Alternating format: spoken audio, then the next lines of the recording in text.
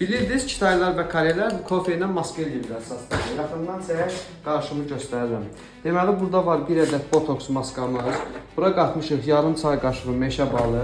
Qatmışıq 2 sprey maska, eta sprey. Bir qaşıq da kofe ilə yaxından çək. Bir qaşıq hardasa bu qədər kifayətdir. Kofe tökürük bura.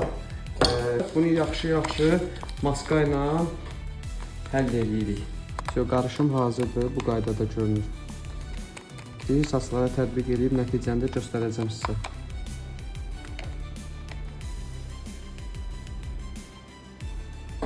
Maskanı saça çəkdikdən sonra yaxşı daramaq lazımdır ki, saçın hər bir yerinə təmas eləsin. Yaxşı-yaxşı darayırsınız.